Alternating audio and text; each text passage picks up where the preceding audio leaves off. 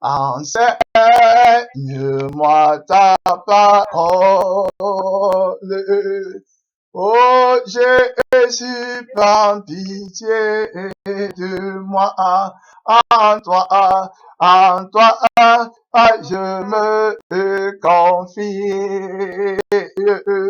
Vers toi, je me rapproche. Enseigne-moi ta parole. Oh Jésus, prends pitié de moi. En toi seul, je me confie. Vers toi seul, Jésus-Christ, je me rapproche, mon Père. Enseigne-moi ta parole. Oh Jésus, prends pitié de moi. De tout ton cœur, il faut que tu chantes cette parole pour que la parole de Dieu entre dans ton cœur. C'est la parole de Dieu qui va te justifier. C'est la parole de Dieu qui va faire les miracles pour toi. C'est la parole de Dieu qui est éternelle. C'est la parole de Dieu qui est le commencement et la fin. Donc on va chanter encore une fois avant d'entendre la parole. À toi, je me confie complètement. Tu te confies à la parole de Dieu. Tu ne te confies pas en ta force. Tu ne te confies pas en ton raisonnement, à ta malice. Tu ne te confies pas aux pensées de ton cœur. Tu te confies en la parole de Dieu qui est Jésus-Christ, ton créateur. Oui, en toi, à ça je me confie. Vers toi seul, je me rapproche. Jésus, mon Père, enseigne-moi ta parole. Oh Jésus, prends pitié de moi. Oh Jésus, prends pitié de moi. Amen. Merci Seigneur Jésus-Christ. Amen. Merci Seigneur. Donc Jésus-Christ est miséricordieux. Il va prendre pitié de toi si tu t'appuies complètement sur lui. Amen. Merci Seigneur. Donc en toi seul, le Seigneur Jésus-Christ, en lui seul, on se confie. On a vu que le Seigneur est notre force. On a vu la puissance de l'Esprit de Dieu. On a vu que l'Esprit de Dieu en nous est tout puissant. Il est le consolateur. Il est celui-là qui est venu vaincre la force des premiers-nés égyptiens en nous. On a vu que la force qu'on avait avant, la chair, la force de la nature humaine, la confiance qu'on met sur nous-mêmes dans notre façon de voir, dans notre façon d'analyser, de juger, tout ça, ça vient du diable. Donc, on n'a pas la force si on ne se tourne pas complètement vers le Seigneur. Aujourd'hui, on va lancer un coup d'œil dans la parole de Dieu. On va voir quelque chose qui a un lien encore avec le veau d'or, avec le ministère du veau d'or, le mystère du veau d'or. On avait vu la fois dernière avec vous quand on parlait du veau d'or qu'Aaron avait fait. On avait vu qu'Aaron là était l'image des pasteurs qui étaient restés avec l'église de Jésus-Christ. Aaron était comme l'image des pasteurs aujourd'hui qui sont restés avec l'église de Jésus-Christ. Jésus n'est pas là. Jésus a fini son travail, il est dans la gloire, il va revenir encore maintenant pour reprendre son église. Maintenant, nous sommes tous comme des Aaron qui veillons sur le peuple de Dieu. Et il faut qu'on fasse attention parce qu'on peut facilement faire un veau d'or au peuple de Dieu et appeler le veau d'or là Jésus. Donc, on avait vu, savez-vous, dans le livre d'Exode 32, on avait vu que quand Moïse était parti à la montagne, il a passé 40 jours là-bas en attendant les révélations de la part de l'Éternel. Voilà, Aaron est resté derrière avec le peuple de Dieu et le peuple de Dieu qui ne voulait pas marcher dans le jeûne, dans le brisement, dans la crucifixion, pour s'identifier à Moïse qui était à la montagne et ils avaient envie de mener une vie joyeuse et brillante, une vie du monde, la vie qu'ils avaient en Égypte. Ils voulaient la réalité de l'Égypte devant eux. Ils pensaient au plaisir qu'ils avaient au monde. Leurs amis, c'était les mondains, c'était les Égyptiens. Ils ne voulaient pas abandonner la première vie. Donc, ils ont fait pression sur Aaron pour qu'Aaron les fasse un Dieu qui va marcher devant eux. Autrement dit, on avait vu que c'était un Dieu qui va les permettre de faire les penchants de leur cœur. Amen. Voilà le Dieu là que les enfants d'Israël voulaient. Voilà, ils ont donc fait pression sur Aaron, et puis Aaron leur a dit enlevez les boucles d'oreilles et puis l'or et tout, et je vais vous faire un veau d'or. En fait, ils avaient déjà le Dieu d'Égypte qui était en eux, aux enfants, les enfants d'Israël, s'est manifesté à l'extérieur, le Dieu de la vanité. Donc, et je vous avais dit que la raison pour laquelle ils avaient revendiqué le veau d'or, c'est parce qu'ils ne voulaient pas marcher dans le brisement, dans l'humiliation, dans la souffrance. Moïse était en train de souffrir à la montagne en mangeant la parole de Dieu qui devait venir donner. Alors, je vous avais expliqué que l'abstinence de Moïse au plaisir du monde, pour se tourner vers l'Éternel, son Dieu, et il représente le sacrifice de Jésus-Christ à la croix, par lequel il a crucifié la chair et les passions et ses désirs. Donc, la véritable Église de Jésus qui est restée sur la terre maintenant ne vit plus par les passions de la chair. Cela correspond à l'abstinence de soi. On est dans la mort de Jésus. Donc, l'église, ou bien le frère ou la sœur, qui ne voudra pas se soumettre à la souffrance de Jésus et à la mort de Jésus-Christ, celui-là va être obligé d'aller faire un veau d'or qui va lui permettre de mener la vie facile, joyeuse et brillante et avoir la parure extérieure des Égyptiennes, des Chaldéennes et de la grande prostituée qui est Babylone. Ils ne pourront pas rester dans la crucifixion et la souffrance de Jésus jusqu'à ce que Jésus vienne pour les amener à la gloire. L'église ne sera pas patiente. La sœur s'il ne sera pas patiente. Le frère s'il ne sera pas patient. Il va vouloir se voir. Pour lui, c'est la vie de ce monde qui compte. Donc, il va aller vers les pasteurs qui vont l'encourager, les frères qui vont l'encourager. Alors, pour qu'ils aient le veau d'or, la vie facile et brillante sur la terre, ils vont faire le veau d'or. Et j'avais expliqué, je récapitule ça, j'avais bien expliqué que le veau d'or là, le veau d'or que vous entendez là, quand Aaron l'a fait, Aaron a appelé le veau d'or l'Éternel des armées qui nous a sortis du pays d'Égypte. Donc, il a dit que le veau d'or était Jésus. Et le peuple là, qui voulait la vie joyeuse et brillante, comme c'est ça qu'ils voulaient, ils sont allés vers le veau d'or et ils ont commencé à dire que voilà Jésus qu'on est en train d'adorer. Et ils n'étaient pas en train d'adorer le vrai Jésus. J'avais dit, le vrai Jésus a dit que ses voies seront difficiles et que le chemin qui conduit au ciel est difficile, que celui qui voudra gagner sa vie dans ce monde la perdra. Et celui qui la perdra à cause de moi la retrouvera. Donc sa vie est difficile. Donc nous sommes dans la mort de Jésus. L'église maintenant est dans la mort de Jésus. L'apôtre Paul a dit qu'à chaque fois qu'on mange le corps de Jésus-Christ, on annonce la mort de Jésus. Donc on sait, l'église, c'est Dieu dans la mort de Jésus. La véritable église qui ne va pas faire le veau d'or. Amen. Et dans l'abstinence, comme Moïse lui-même étant jeune, comme Jésus-Christ lui-même n'est plus dans la chair, donc la vraie église aussi ne vit plus dans les plaisirs de la chair. Amen. Le vrai Jésus-Christ qui est à la montagne de Dieu, la montagne sainte à Jérusalem, il ne vit plus dans la chair. Amen. On avait étudié avec vous dans le livre de 2 Corinthiens 5, verset 16, que même si on a connu Jésus dans la chair, on ne le connaît plus comme ça maintenant. Amen. Donc, on n'est plus dans la chair. La vraie église. Mais maintenant, les Aaron, les pasteurs Aaron qui sont sur la terre, qui ne veulent pas s'identifier à Moïse qui est à la montagne et à Moïse qui est à la colline, ils vont faire le veau d'or. Amen. Pour mener la vie joyeuse et brillante et pour attirer les disciples après eux et les mentir que c'est Jésus. Et j'avais encore expliqué sur le fléau du veau d'or. J'avais vu que Aaron qui a fait le veau d'or avait commencé d'abord à marcher avec Dieu. Bien. C'est devant qu'il a fait le veau d'or. Pour mentir, il est tombé dans l'erreur. Donc Aaron avait connu Dieu, il a lutté contre Pharaon, il a parlé avec Dieu à la montagne avec Moïse, mais après c'est le même Aaron qui allait faire le veau d'or pour que les gens, et ce sont les gens qui lui avaient demandé d'aller faire le veau d'or. Il avait expliqué le mystère du veau d'or, pour qu'on comprenne, parce que j'écoutais encore des messages là.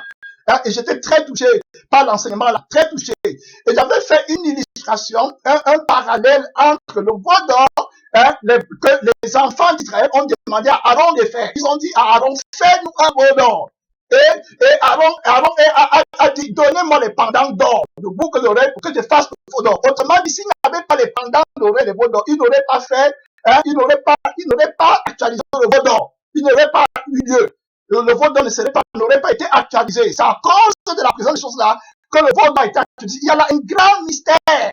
Les pendants d'oreille là donnent la vie de vanité à la chair. Amen. Et ça donne la sensation du plaisir dans le monde, dans la chair. Amen. Qui est la vie des premiers Égyptiens et qui est contre la vie de Jésus-Christ à lui. Amen. la sensation de plaisir dans la chair que les enfants d'Israël avaient quand ils ont fait le veau d'or, qu'ils avaient porté déjà sur eux. Maintenant, et c'était différent de la sensation que Moïse et lui avait à la montagne. Amen. Dans la souffrance de la chair. Il faut qu'on comprenne. Moïse avait perdu la sensation de la chair pour avoir la sensation de l'Esprit de Dieu. Amen. Donc, il vivait par l'Esprit de Dieu. Il gênait 40 jours, étant soutenu par l'Esprit de Dieu. C'est qu'Aaron ne faisait pas, lui qui était le peuple de Dieu sur la terre. Donc, il vivait pas dans le témoignage de la mort de Jésus, mais il vivait dans les plaisirs. Donc, le vent attaque le témoignage de Jésus-Christ. Amen. Qui est la mort de Jésus. Il faut qu'on comprenne bien. C'est pour ça qu'on l'appelle l'Antéchrist. Donc, il va être contre la mort, c'est-à-dire contre le témoignage du salut que Jésus-Christ a apporté, le faux évangile. Le mystère du veau d'or ici. Le faux évangile, qui n'est pas basé sur la mort, la crucifixion de la chair. Amen. Et c'est ça que beaucoup de gens vont suivre. Le Jésus, là, les voies sont faciles. Les églises vont pas danser le makosa. Oui, c'est-à-dire que la vie, c'est que Jésus, lui, l'a crucifié. L'œuvre de Jésus va être détournée et puis avili par le veau d'or. Quand le veau d'or prend contrôle, il attaque, la première chose qu'il attaque, il attaque le témoignage de Jésus. Voilà le ministère là où nous sommes partis pour montrer que le ministère du veau d'or est très profond. Donc, qu'est-ce que lui fait, le veau d'or?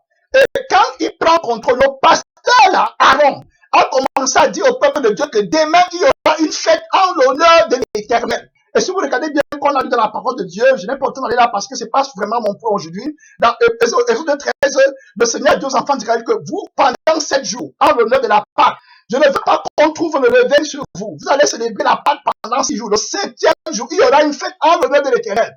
La fête en l'honneur de l'Éternel, que le 7e jour, symbolise la victoire de Jésus-Christ sur la vie des péchés et sur la vie des plaisirs de la chair. Amen.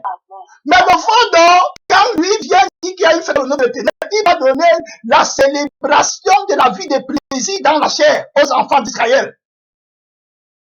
Et ce qu'on est en train de faire aujourd'hui, là, c'est une attaque directe au témoignage du vrai Jésus. C'est pour ça que beaucoup de chrétiens ne sont pas sauvés et que Jésus a très peu de gens. On a regardé ça à la limite de la parole de Dieu. Donc, il y a la sensation de la vie joyeuse et brillante. Et puis, la caractéristique du veau d'or, c'est que lui, il met beaucoup d'emphase sur ce qui est à l'extérieur. Amen. Sur ce que les gens voient. C'est là où on va partir maintenant. On va voir l'influence du veau d'or dans la vie d'un roi à Israël. C'est que les gens voient. Donc, vous allez voir, il y a des gens qui sont à l'église, seulement pour qu'on les voie. Amen. Le veau d'or, c'est sa caractéristique. Donc, premièrement, vous allez voir qu'il met l'emphase, quand on parle de beauté, il met l'emphase sur la beauté extérieure. Donc, les femmes là, et puis les faux enfants de Dieu qui disent que, qui sont sous l'influence de l'esprit du veau d'or, ils vont faire les choses sur leur corps. Amen. Plus important que ce qui est dans le cœur, la transformation que Dieu veut donner. Donc, l'attention est beaucoup à l'extérieur d'eux. C'est ce que les yeux voient, qui attise leur force. Voilà le mystère du veau d'or. Quand il est dans ton cœur, c'est comme ça que tu vas l'identifier. Amen. Il faut toutes les choses en fonction de l'extérieur. Il y a un frère, un pasteur qui prêchait, je disais que l'orgueilleux a toujours l'onction quand il y a beaucoup de gens. Quand il n'y a pas de gens, il n'a plus d'intérêt pour les choses de Dieu. Parce que c'est la caractéristique du veau d'or. Donc c'est quand il y a des gens que son intérêt est élevé. Donc les personnes qui mettent les boucles d'oreilles, les maquillages, tout ça là, c'est en fonction de leur extérieur, c'est-à-dire que l'idole de leur personne qu'ils ont, le veau d'or là, d'eux-mêmes d'abord, qu'ils entretiennent. Donc le veau d'or lui donne sa vie à lui. Que regarde, moi le veau d'or, je tire ma gloire de l'extérieur et de l'apparence. Donc toi aussi, arrange ton apparence pour que tu sois glorifié aux yeux des gens qui voient seulement d'après les yeux correctibles. Donc c'est ça d'abord la première caractéristique et le premier discernement que tu vas avoir pour les gens qui sont dans le ministère du veau d'or. Tu vas regarder ça clair. Il faut seulement des choses pour être vues à l'extérieur comme les pharisiens faisaient. Donc les pharisiens adoraient le veau d'or et ils appelaient le veau d'or Dieu. Je parle du mystère du veau d'or. Et ils ne jugent pas les intentions de leur cœur. On va maintenant aller dans la parole de Dieu dans 1 Samuel 15. Voilà le point que je voulais venir. Donc je suis juste en train de vous introduire pour qu'on voie que le veau d'or dans la vie de la personne. Vous allez voir comment il n'a pas fait le veau d'or physiquement, mais vous allez voir l'esprit du veau d'or qui est en train d'agir dans la vie d'un roi. clair et net. 1 Samuel 15. Et les personnes comme ça ne reçoivent jamais rien du Seigneur. Jamais rien. Amen. Jamais rien. Jamais rien du Seigneur. Je dis rien. Rien du Seigneur. Jésus-Christ, je veux dire que c'est une malédiction incroyable de ne pas donner son cœur à Jésus complètement. Je vous dis la vérité. C'est une malédiction vraiment que Jésus m'en garde, que Jésus nous garde vraiment de ne pas donner son cœur à Jésus-Christ. Ne fais pas les choses pour que les gens voient. Cherche la vérité éternelle pour le salut de ton âme. Amen. Le Seigneur qui voit dans le secret. Tu vois, le veau d'or, c'est comme ça. Lui, il fait seulement les choses par fantaisie, par orgueil, par vanité. On va regarder au livre de 1 Samuel 15. Et dans 1 Samuel 15, vous allez voir un roi qui, vraiment, ce n'est pas possible. Le Seigneur Jésus-Christ a pitié de nous. J'ai regardé ça aujourd'hui et puis j'ai dit, mais Jésus, ce n'est pas vrai. Le roi, il s'appelle le roi Saül. On a étudié son histoire avant-hier ou hier. On avait parlé du roi Saül. C'est lui que, au lieu d'attendre que Dieu vienne, pour que Samuel offre le sacrifice à l'Éternel, parce que c'est Samuel qui avait l'honneur d'offrir le sacrifice, le roi, parce qu'il était trop, il s'en faisait beaucoup de ce que les gens pensent, les gens qui sont autour de lui. Donc, lui, il s'en fout de ce que Dieu pense, de son éternité. Non, ce qui compte pour lui, c'est ce que les gens pensent. C'est en fonction de ce que les gens pensent qu'il va aller faire quelque chose ou il ne va pas aller faire. Pour lui, ce n'est pas Dieu, non. Il vit par l'extérieur, il tire sa gloire des uns des autres. S'il voit que Colette et Jeanne vont dire que ça c'est bien, il va aller faire. Il ne veut pas chercher la volonté de Dieu. Non, ce n'est pas ça qui compte pour lui. Pour lui, il marche avec dans la ruse, dans la cupidité, dans le mensonge. Voilà. On va voir que, et comme il ne pouvait pas attendre que Samuel vienne offrir le sacrifice, il a, comme le peuple de Dieu s'est distancé de lui, il a vu que, oh, si les gens partent, il n'y aura plus personne, je ne serai plus personne. Il a couru pour aller offrir le sacrifice. Il ne pouvait pas attendre. Et après qu'il ait offert le sacrifice, Samuel est venu. Samuel a dit que Dieu t'a rejeté. Maintenant, regardez le pasteur, il dit, bon, je l'appelle le roi d'Israël. Il ne connaît pas Dieu. Tout ce qui compte pour lui, c'est la gloire du monde. C'est la vie dans ce monde. Je vous dis la caractéristique du veau d'or. C'est que c'est la vie de ce monde qui compte pour toi. Et quand tu vas regarder comment il tacle beaucoup de chrétiens, les chrétiens n'ont pas à l'église pour la vie de ce monde. C'est ça le principe. C'est-à-dire que la force, la tête du veau d'or, c'est qu'il te pousse simplement pour chercher ta... Ça, c'est l'abomination contre le témoin de Jésus. Parce que Jésus dit que tu vas perdre ta vie. La vie que le veau d'or veut que tu cherches, c'est la vie qui est dans le sang de péché. Or, la vie là, Jésus, lui, ne l'aime pas. C'est une vie qui lui déteste. Il a une autre vie pour te donner. Or, le veau d'or te pousse à aller chercher ta vie dans le monde. C'est pour ça que beaucoup de gens meurent. C'est aussi le ministère des 30 pièces d'argent que Judas va prendre pour avoir sa vie dans le monde ici. Donc, il faut qu'on prenne garde avec le ministère du veau d'or. Jésus dit que si quelqu'un veut me suivre, il faut qu'il renonce à lui-même. Donc, voici un roi. Voici un roi, comment va? Le roi Saül. Un roi, vraiment, que Dieu, le premier roi d'Israël, on va voir qu'il a commis un péché très grave devant Dieu. Il ne peut pas oublier. Quand tu n'as pas l'esprit de Dieu et que tu ne t'es pas repenti et que tu ne t'es pas mis en accord avec la vie de la parole de Dieu, ce qui va se passer dans ta vie, c'est que tu vas toujours aller faire des choses que Dieu ne voulait pas. Et tu vas croire que tu fais bien, alors que tu es contre la volonté de Dieu. Le roi Saül, si Dieu lui a dit que viens, je veux que tu partes tuer les Amalécites. Les Amalécites, c'est une nation qui avait combattu Israël quand Israël sortait du pays d'Égypte. Israël était fatigué. Et Amalek est venu les combattre. Ils ont lutté du matin jusqu'au soir. Et c'est là dans la Bible que quand Moïse levait ses mains, Israël était fort. Quand les mains de Moïse étaient faibles, Amalek était fort. Donc ils ont lutté jusqu'au soir. Et Dieu a maudit Amalek. Il a dit à Moïse, dit à Josué, que quand le Seigneur vous aura donné du repos, je vais effacer la mémoire de la race d'Amalek sur la terre. Donc, le jour-là est arrivé où Dieu voulait détruire Amalek complètement. Il a donc dit aux enfants d'Israël, allez lutter contre Amalek, vous allez tuer toutes les gens, passez-les au fil, ne prenez rien. Le roi aussi, qui n'a pas l'esprit de Dieu, et qui aussi dit qu'il va obéir à Dieu, et il arrive là-bas, au lieu de tuer tout le monde, il voit les brebis qui étaient grasses et tout. Le diable lui va. Que regarde, pourquoi tu vas tuer les brebis grasses? Tu peux prendre les brebis grasses là, et puis tu vas prendre ça, tu vas offrir à l'Éternel ton Dieu en holocauste. Oh Dieu, des choses qui n'ont pas de valeur. Alors Dieu n'a pas accepté, il a vu que le roi s'était rebellé contre lui, et puis Dieu a rejeté le roi là. Il s'est complètement détourné de lui.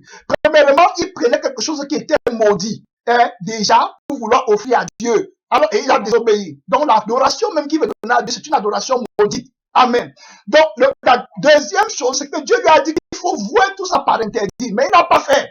Donc, il y a l'esprit de convoitise et tout qui est en lui. Il ne connaît vraiment pas Dieu. Son cœur n'est pas après Dieu. Amen. Donc, il ne peut pas interpréter à juste titre la parole de Dieu. Qu'est-ce qui se passe donc? Dieu envoie Samuel pour venir le prophète au roi si qui va que c'est fini pour lui. Vous allez maintenant écouter le point où je voulais venir. Et vous allez voir que c'est quand même, c'est-à-dire que le veau d'or, si tu t'amuses à ne pas te repentir véritablement, le veau d'or va te détruire du commencement jusqu'à la fin. Regardez bien ce qui se passe dans la vie de ce roi. On va lire maintenant. 1 Samuel 15, le verset 24. Donc, je vous ai déjà dit l'histoire. Maintenant, quand Samuel va dire au roi si que Dieu te rejette, vous allez voir ce que le roi si lui, il a en cœur. Vous allez voir, et c'est terrible. C'est comme toi qui es assis là maintenant.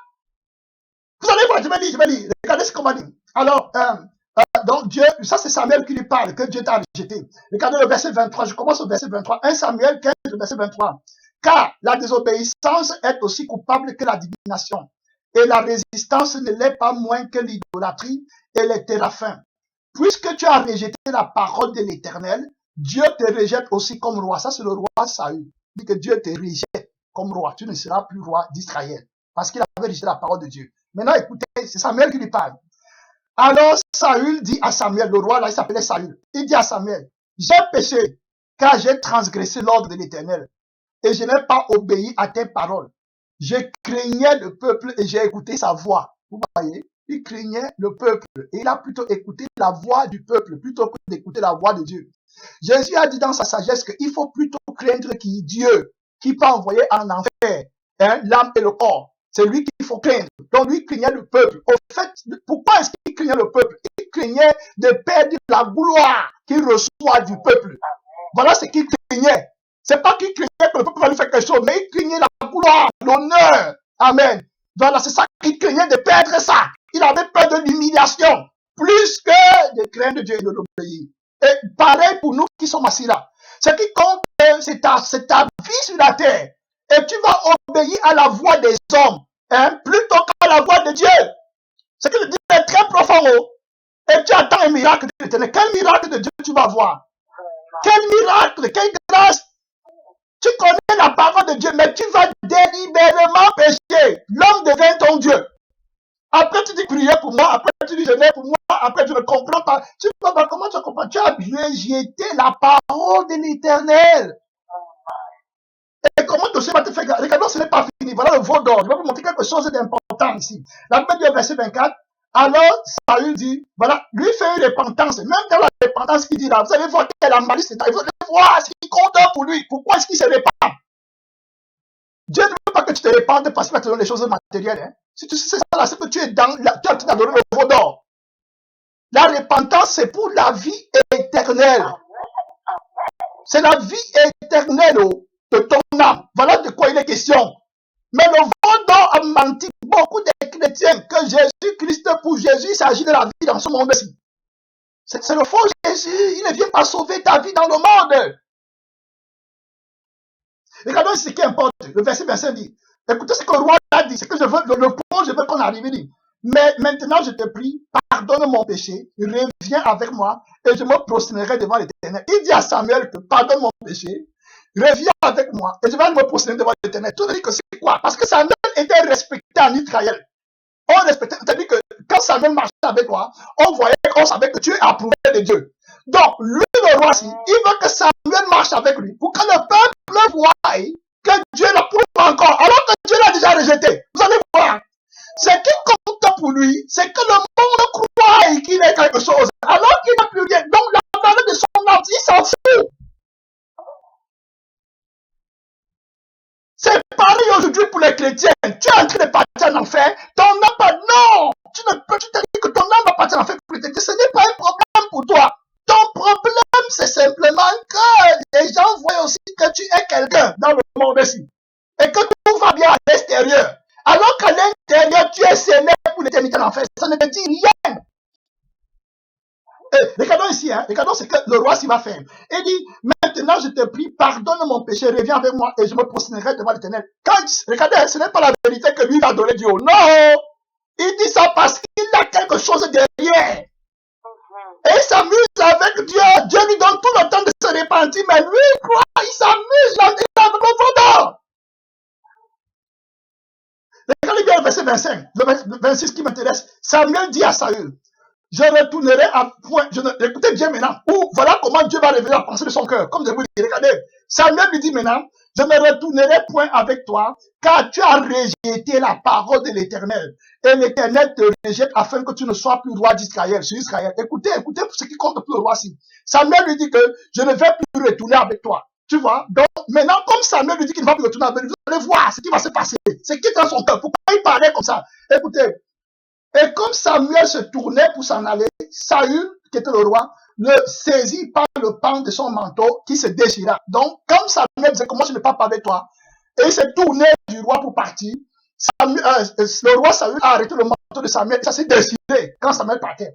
Maintenant, Samuel dit au roi, l'Éternel déchire aujourd'hui de dessus toi la royauté d'Israël et la donne à un autre qui est meilleur que toi. Celui qui est la force d'Israël ne ment point et ne se répand point, car il n'est pas un homme pour se repentir. C'est ce que Samuel lui dit. Maintenant, écoutez, voilà le point vraiment de notre étude, où on va vraiment mettre l'emphase et s'arrêter.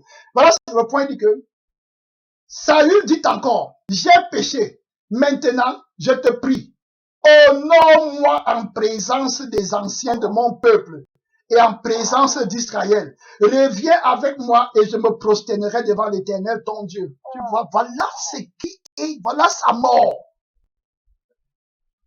Voilà la mort de Samuel, du roi Saül.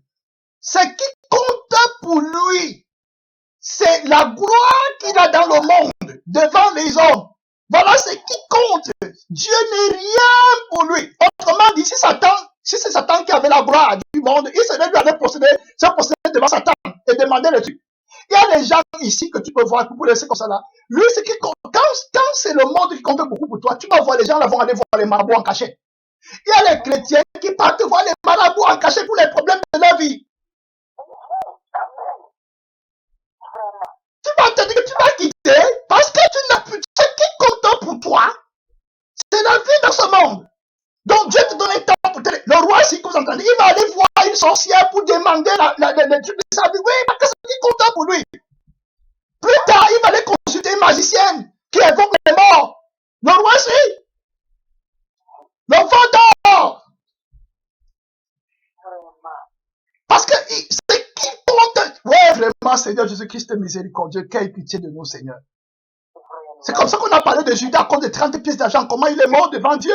Ce qui comptait pour Judas, c'est la vie joyeuse et brillante que le veau d'or lui excite à vouloir avoir. Alors que Jésus lui dit de l'autre côté qu'il faut que tu renonces à toi-même et que tu me suives si tu vas aller au ciel. Donc renonce à la vie joyeuse et brillante que tu vas avoir là. C'est le veau d'or qui te pousse à le chercher. Donc si tu cherches la vie là, tu vas la perdre, tu vas mourir. Judas, lui, ne peut pas comprendre ce que Jésus lui dit. Parce qu'il a le goût des 30 pièces d'argent qui vont lui faire mener la vie joyeuse et brillante. Donc, il est même prêt à écouter le veau d'or pour aller vendre Jésus et avoir les 30 pièces d'argent. Comme toi qui es là, tu es prêt à dire non à Jésus, même à la vie éternelle, pour avoir les 30 pièces d'argent et afin que tu aies la vie joyeuse et brillante sur la terre. Ce qui compte, pourquoi même est-ce que tu veux la vie joyeuse et brillante sur la terre? Tu t'es même déjà demandé? Parce que la Bible nous dit que quand tu as de quoi manger, de quoi te vêtir, ça te suffit. En fait, tu cherches quoi? Donc, voilà ce qui est dans son cœur. Il dit que j'ai péché, honore-moi devant les hommes. Le mystère du veau d'or, c'est quoi? C'est qu'il faut que devant les hommes, qui semble, c'est-à-dire que le mensonge, peu importe la vérité, aussi longtemps que la parure extérieure exprime ce qui n'est pas vrai et que les gens croient que c'est vrai et que moi je suis honoré, ça suffit. Peu importe ce que Dieu dit là avec l'éternité, que Dieu m'ait rejeté ou pas, aussi longtemps que devant mes yeux je suis roi et les gens me considèrent comme roi, ça il n'y a pas de problème. Voilà les cris, l'adoration que beaucoup de personnes partent chercher dans le veau d'or. Et ça qui est la parure extérieure. C'est ça que vous entendez, le mystère de la parure extérieure, c'est que les gens vont voir. Les pasteurs qui partent dans les églises, puis partent voir Satan pour avoir le réveil dans leur église. Je me demande souvent comment ils font. On te dit que tu connais que Jésus donne la vie éternelle. Que sans Jésus, tu n'as pas la vie éternelle. Donc, si tu n'as pas les dons, si tu n'as pas les membres, reste-toi tranquille. Ce qui compte, c'est la vie éternelle. en enfer. Il va aller voir Satan parce qu'il veut les membres et la puissance pour faire les dons et les miracles. Mais tu perds ton âme, ça ne te dit rien. Ça ne te dit rien que tu parles consciemment, vois Satan pour qu'il te donne les miracles pour servir les gens et prophétiser, avoir beaucoup de gens à l'église et être riche. Mais ton âme, tu le connais, mais ça ne te dit rien. C'est ça que je comprends pas souvent. Comment quelqu'un met les yeux ouverts. À un moment, je vous ai donné mon témoignage dans ma vie. J'avais été séduit par Satan. Il me disait qu'il va me donner la puissance, qu'il va faire de moi un grand homme, il va me donner les dons de prophétie, je vais avoir une grande église. Et il me donnait les dons là, je voyais. Je connaissais les rêves, ce que les gens ont rêvé. Je voyais la vie des gens, il me révélait des choses. Il parlait que j'entendais. Mais moi, je croyais que c'était Dieu. Et maintenant, quand il s'est révélé à moi, maintenant, pour vouloir vraiment, parce que moi, j'ai prié à tout Jésus, je dis que c'est Jésus. Alors, maintenant, quand il s'est révélé, parce qu'il y avait toujours un truc qui le dérangeait à moi. Hein? Il me disait toujours que non, mais tu aimes trop toi-même, il faut que tu renonces à Jésus. C'est-à-dire qu'il ne pouvait pas dire Jésus, parce que si c'est Jésus, je devais lui savoir. Donc, il y avait quelque chose qui le dérangeait. À un moment, il me dit qu'il faut que je lui donne mon âme. Je ne peux pas perdre mon âme à cause des miracles, à cause des prophéties, parce que c'est là. Et à un moment, maintenant, il a tout fait. Il a remarqué que, quand il a remarqué que en moi, je voulais la vie éternelle. Je suivais Jésus parce que je veux aller au ciel. Amen. Moi, je ne voulais pas aller en enfer. Donc, je ne pouvais pas accepter quoi que ce soit dans le monde pour perdre mon âme éternellement. Non. Donc, je vous avais dit que la révélation de l'enfer, c'est la grâce de Dieu pour les chrétiens. Si je n'avais pas la révélation de l'enfer, je devais croire qu'il n'y a pas de problème, puisque Dieu ne punit pas. Tu peux aller faire n'importe quoi. Après tout le monde meurt. Mais la révélation de l'enfer, donc, quand j'ai su que c'était moi, je ne suis pas, je prends quel don? Et puis vendre mon âme pour l'éternité en enfer. J'ai commencé à pleurer quand c'était pas Jésus, et puis le Seigneur les a libérés. Et Jésus-Christ, comme Jésus ne force pas. À chaque fois que j'acceptais que les dons là venaient de Dieu, Jésus me laissait avancer. Mais Jésus aussi, il n'était pas quitté complètement de moi parce qu'il savait que je ne connaissais pas la vérité. Amen. Donc, quand tu connais maintenant la vérité, tu vas te dire, bon, maintenant choisis. Tu as vu, non? Maintenant tu vois que c'est Satan. Le voilà devant toi.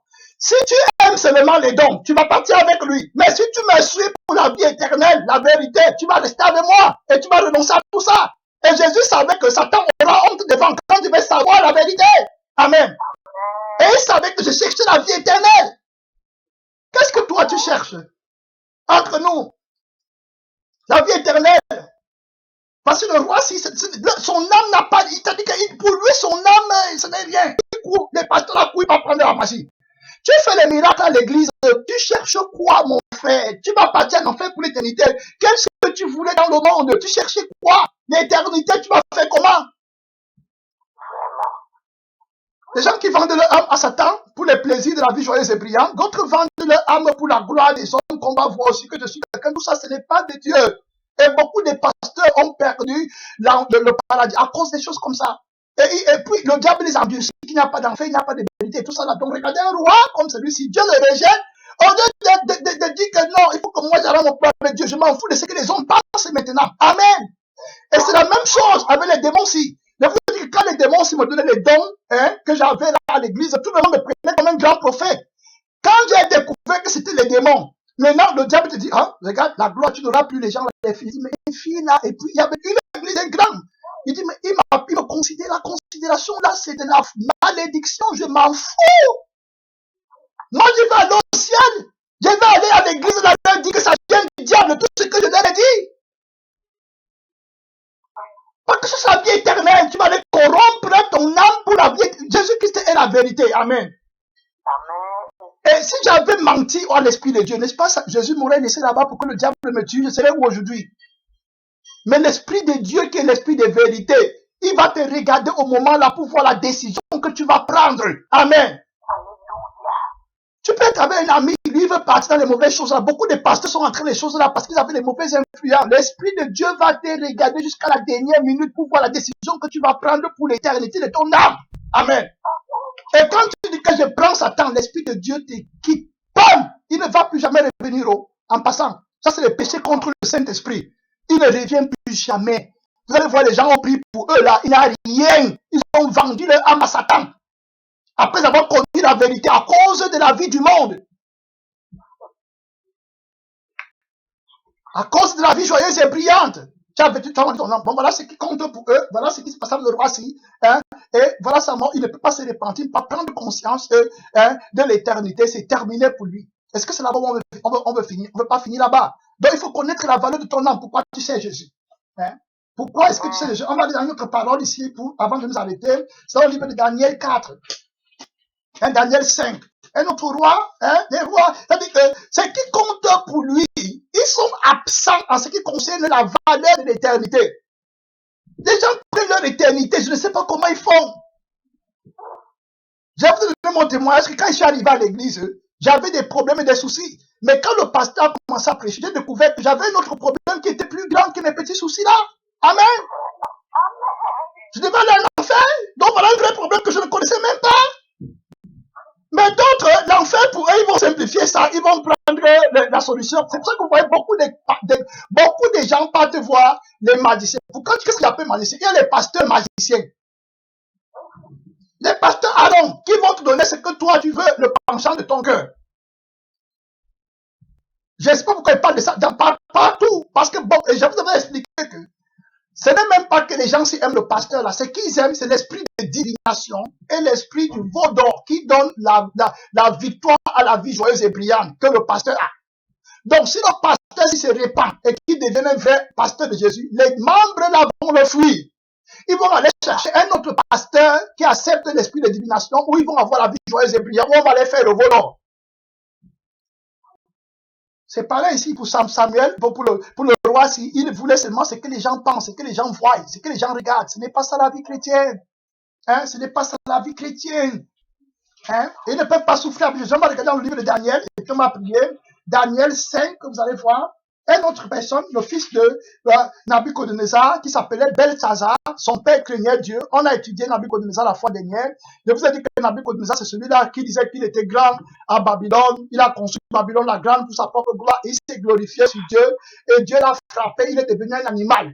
Il a eu le cœur d'un animal. Il est allé jusqu'à brousse. Il mangeait dans les herbes. Un homme, hein, il est devenu comme un animal, les poils poussaient sur lui, comme un animal, des ongles, il était devenu un animal, il avait un cœur d'animal, il mangeait des herbes.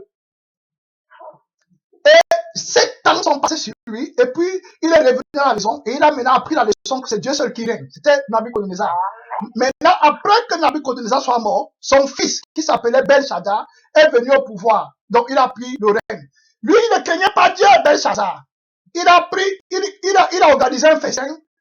Comme son père avait vaincu, était parti à Jérusalem et il a pris les ustensiles de la maison du temple de Dieu, qui était en or. Il a amené ça à Babylone.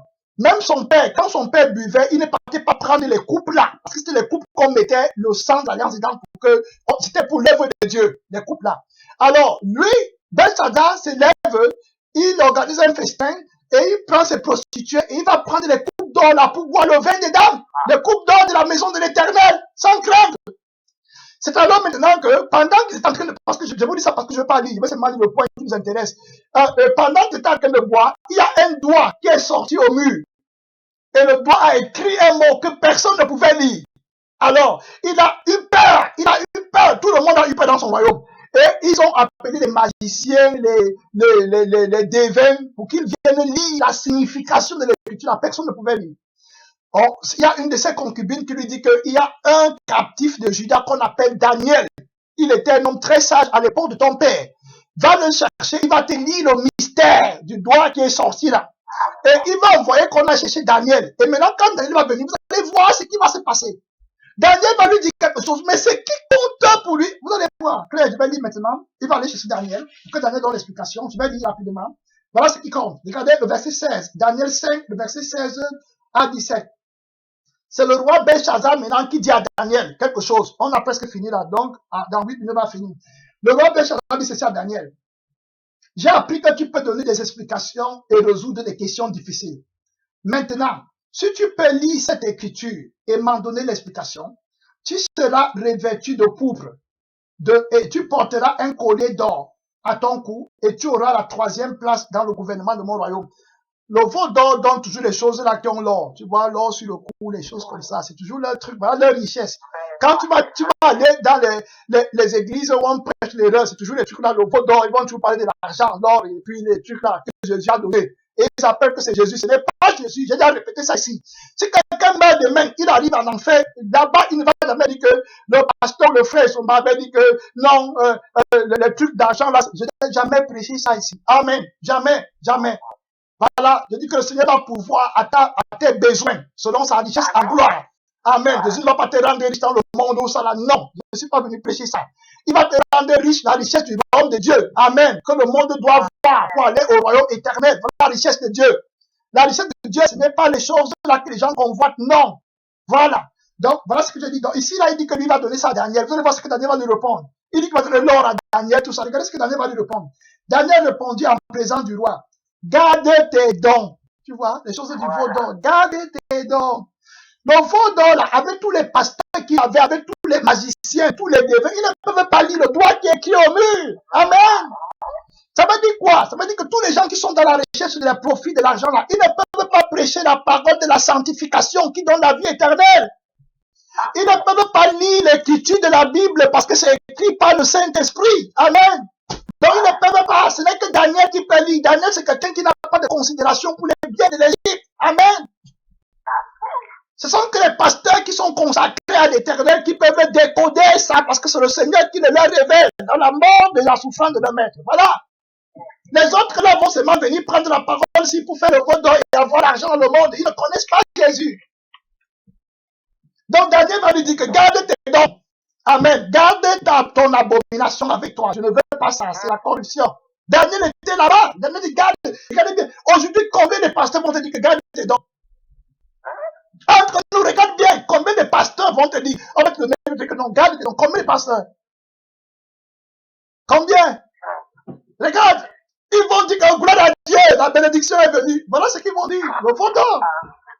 L'esprit du veau d'or. Ils vont dire gloire à Dieu. On avait des problèmes d'argent. Voilà qu'il est venu avec le veau d'or. Quel est le problème de Dieu qui n'était pas sauvé? Beaucoup des hommes de Dieu que je connais ont refusé les dons. On a vu Élisée au temps de Géasi. Regardez bien, Élisée, quand Naman le Syrien a amené l'argent, Élisée a dit qu'il ne prenait pas. Ah, imaginez-vous, Élisée n'est même pas sorti pour le regarder. Alors qu'il était venu avec les chats, avec les sacs d'or, des talents d'or. Mais Élisée n'est même pas sorti pour le regarder, même pas le voir. Élisée n'a même pas vu sa face. Élisée a dit que va te trembler dans le jour. Cette fois, il n'est pas question de l'abomination que tu as là. Le veau d'or, rentre avec ça. On veut que tu donnes ton cœur. Regarde ici là, hein, ce qui se passe maintenant ici là. Donc c'est clair. Regarde bien ce qui se passe ici. Hein, la parole de Dieu est très claire. Donc regardez ce que le Seigneur lui dit. Le Daniel dit, répondit en présence du roi, garde tes dons et accorde à un autre tes présents. Oh Seigneur Jésus-Christ. Ouais, quand tu as connu Jésus. Ouais, Seigneur Tout-Puissant. Ouais. Jésus a tout enseigné. Que donnerait un homme en échange de son âme? Hein? Vous voyez? En échange de ton âme. Daniel a vu déjà le bonheur par excellence parce qu'il a le salut de son âme. Donc il dit, donne tes présents à un autre. Mon Dieu, quelle insulte, Seigneur Jésus-Christ, miséricordieux. Transforme-moi, je veux te connaître. Merci Seigneur. Il dit que garde tes dons et puis donne tes présents à un autre. C'est-à-dire que déjà même ça, le roi devrait comprendre que tout ce qu'il est là est zéro. Amen. Hein? Regardez ce que Daniel dit, garde tes dons et accorde à un autre tes présents. Je lirai néanmoins l'écriture au roi et je lui donnerai son explication. Donc le chrétien va venir te donner la voie du salut. Il n'a pas besoin de tes dons, il n'a pas besoin des autres choses, mais il va te donner la voie du salut parce qu'il veut que tu sois sauvé. Amen. Pour que tu te répandes. Voilà ce que le Seigneur envoie comme le message fort dans la Bible. Il ne s'agit pas de ce que les gens voient et connaissent. Il s'agit de l'éternité. Amen. Donc, on va aller maintenant. Regardez maintenant, ici, là, vous allez voir comment Daniel va lui parler. Et le point que je voulais mettre aujourd'hui, vous allez voir le point là-bas sorti. Dans le verset 22 à 31, vous allez voir comment Daniel va lui parler en lisant l'écriture. Et puis, vous allez voir là. Le point que je veux montrer, c'est la réaction du roi là. Hein? Regardez bien, comme toi tu as assis là, ils ne réagissent jamais pour se repentir véritablement. Amen. Ils s'endurcissent au contraire. Regardez bien, hein? C'est-à-dire qu'ils ne se répandent la réaction que Dieu attendait qu'ils aient. Ils ne font jamais ça. Jamais. Regardez bien ce qu'il va dire. Le verset 22, je commence, Daniel 5, 22, c'est maintenant, c'est Daniel qui parle au roi. Daniel lui dit, et toi, Belshazzar, son fils, tu n'as pas humilié ton cœur, quoique tu suives toutes ces choses. Le verset 23. Tu t'es élevé contre le Seigneur des cieux. Les vases de sa maison ont été apportés devant toi, et vous vous en êtes servis pour boire du vin, toi et tes grands, tes femmes et tes concubines. Les gens, s'ils n'ont pas la crainte de Dieu pour eux, ils craignent seulement le diable comme les petits souffrants du monde. Voilà leur crainte. La malédiction éternelle. La malédiction éternelle. Tu t'amuses avec ton âme. Et il dit que tu as bu le vin dans les coupes de Dieu avec tes concubines. Tu as loué, tu vois, il a loué qui? Les dieux d'argent. Vous voyez le titre dans le veau d'or. Et c'est avec le veau d'or là qui voulait récompenser Daniel. Daniel a dit qu'il ne prend pas. C'est le Dieu le veau d'or, il a dit qu'il ne prend pas. Et il dit que les dieux d'argent, d'or, vous voyez, les dieux là, d'argent, d'or, d'airain, de fer, de bois et de pierre, qui ne voient point. Le veau d'or que les enfants d'Israël adoraient, qui les donnait la vie joyeuse et brillante, les dieux là ne voient point. Et ils dansaient devant le veau d'or, ils avaient la joie. Hein? Il dit ne voient point. Il dit ils n'entendent point et qui ne savent rien. Et tu n'as pas glorifié le Dieu qui a mis dans ta main son souffle et toutes les voix. Amen. Tu vois, le Dieu qui a mis son souffle. Les gens, ils donnent plus de valeur à l'objet, aux choses qu'ils possèdent, plus qu'à leur souffle même. Donc, plus qu'à leur vie, plus qu'à leur âme. Et vous allez voir, ça va se montrer ici clair. Regardez quand David va parler. Regardez maintenant verset 24.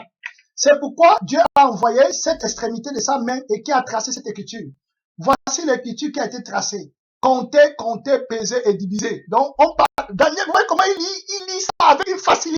Amen. Il a une autre vie. Hein? Qui n'est pas la vie du veau d'or. Vous voyez? Alors que tous les pasteurs, là, les magiciens, les démons ne pouvaient pas lire comme ça. Daniel a lu clair. Avec l'esprit de Dieu clair. Regardez maintenant ici, là. Et Daniel donne encore l'explication. Daniel lui dit que, et voici l'explication de ces mots. Compter, ça veut dire que Dieu a compté ton règne et il a mis fin. Écoutez quelle parole on te donne. Que Dieu a compté ton règne, il a mis fin. Ça veut dire que tu vas mourir. Mais comment on lui dit qu'il va mourir? Tu crois, tu te dirais peut-être que comme on lui dit qu'il va mourir, il va s'élever pour se repentir. Non, vous allez voir son acte après. Je te dis que le veau d'or, mon Père éternel. Tu vois quelqu'un qui vient d'interpréter la parole de Dieu, le mystère que personne n'a lu, et tu sais qu'il a l'esprit de Dieu en lui, et il te dit que tu vas mourir. Au lieu de te repentir, non, tu ne te repens pas. Tu vas voir ce qui va se passer. Quand il dit que voici l'écriture qui a été tracée, compter, compter, peser et diviser. 26. Et voici l'explication de ces mots. Compter, Dieu a compté ton règne et il a mis fin. Le verset 27. Peser, ça veut dire que Dieu a pesé, tu as été pesé dans la balance et tu as été trouvé léger. Donc Dieu a pesé dans Belshazzar et Belshazzar a été trouvé léger. Le verset 28 dit, divisé, ton royaume sera divisé et donné aux Mèdes et aux Perses. On est en train de lui dire que Dieu va te détruire, tu vas mourir et tout. Regardez son âge, regardez maintenant ce que lui va faire. Au lieu d'aller dans sa chambre et dire, Père, aie pitié de moi, Dieu, Daniel, prie pour moi, ouais, pardon, comment il peut faire? Non, voici son problème. Regardez ce qu'il va faire. Aussitôt, comme Daniel a dit ça, aussitôt, Belshazzar donna des ordres et l'on revêtit Daniel de pourpre, on lui mit un coup de collier d'or et on publia qu'il avait la 3e place dans le gouvernement du royaume. Est-ce que c'est ça que Dieu t'a demandé? Le sacrifice des insensés, tu donnes le collier d'or à Daniel, tout, c'est-à-dire que ce qui compte, c'est ce que les gens voient. On te dit que tu vas mourir ou tu es là, on va te tuer, tu vas aller en enfer pour l'éternité. Tu ne te répands pas, ça ne compte pas. Tu donnes les ordres pour qu'on donne le collier d'or. C'est quoi tous ces offres du veau d'or? Les offrandes. Regardez maintenant ce qui se passe. Regardez bien ce qui se passe après. Cette même nuit, Belshazzar, roi des Chaldéens, vu tuer. On l'a tué la nuit là même. Ouais, Dieu annonce qu'on va te tuer. Au lieu de chercher la repentance, la vie éternelle, non. Ce qui compte pour toi, c'est les choses du monde, l'ambiance. Le mensonge. C'est-à-dire qu'il n'a même pas dans sa tête que mais je vais mourir, on va me tuer. Dieu l'a en train de dire qu'on va me tuer, mais il ne croit pas. Il a déjà un autre esprit en lui. Le diable a acheté son argent avec l'or qu'il a. Acheté son âme avec l'or qu'il a. La Bible dit que jette l'or là et le Tout-Puissant sera ton trésor. pour donner le sacrifice des insensés, au lieu de donner son cœur à l'Éternel, son Dieu, et se repentir, et s'humilier. Il ne s'est pas humilié devant le Seigneur. Le ministère du veau d'or. On va s'arrêter ici pour prier. Et voilà, on a même dit qu'on l'a tué, et puis quelqu'un a pris sa place. Dieu lui a dit ce qui devait arriver dans sa vie, mais vous voyez, il ne s'est pas repenti. Dieu t'a tout dit en ce qui concerne la vie éternelle, mais tu vas voir que tu ne peux pas te repentir.